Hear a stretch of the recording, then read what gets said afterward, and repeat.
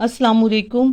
Group के तमाम मेंबरान के साथ ये अल्फाज बिलतरतीब जो मैंने सीखे हैं रोज़मर्रा की गुफ्तगू से और जिनका मैं ख़ुद जो है वो सही तलफ़ुज़ अदा नहीं करती, तो ये अल्फाज मैंने कुछ फ़हरिस्त बनाई है और मज़ीद आइंदा जो अल्फाज मैं सीखूंगी वो मैं आपके साथ इंशाल्लाह ज़रूर शेयर करूंगी।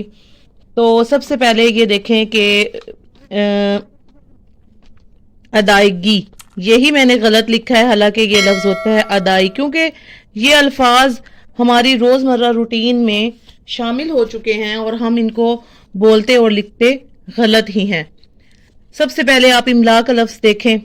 इसमें मोस्टली मैं भी इसमें हमजा जो है वो लिखती थी, लेकिन हमजा के साथ ये लफ्ज नहीं होता। इमला जो है वो हमजा के बगैर इस्तेमाल करते हैं, इमला। इसी तरह तुलबा, इमला, उलमा और हुक्मा, ये तमाम अल्फाज जो है वो हमजा के बगैर आते हैं और इनको हमजा के बगैर ही लिखना चाहिए। इसी तरह उस्ताज़ा भी ठीक है, लेकिन मोस्टली जो है वो आप असातीद, जब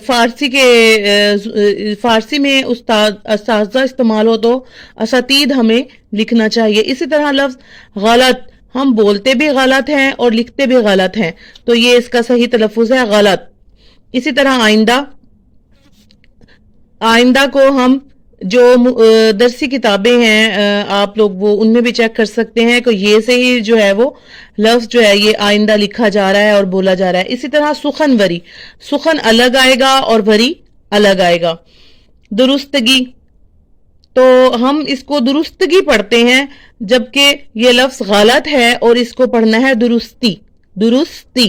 इसी तरह फोतगी, फोतीतगी, सही उर्दू में क्या लफ्ज होगा? फोतीतगी। खूब और सूरत इकट्ठा नहीं लिखना चाहिए, बल्कि इनको हमेशा अलग अलग लिखना चाहिए, खूब अलग और सूरत अलग। इसी तरह अहम, हम अहम बोलते हैं लेकिन सही उर्दू में अहम। इसी तरह आबो दाना, जो अल्फाज अपने वजन पर हों, जैसे आब दाना, आब वरी, आब जो, आबे जमजम। इसी तरह उन्हों को हमने दो चश्मी हे से लिखना है, उन्हों, इन्हें।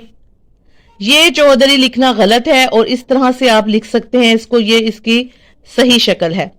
इन और शाला को हमेशा अलग लिखना चाहिए।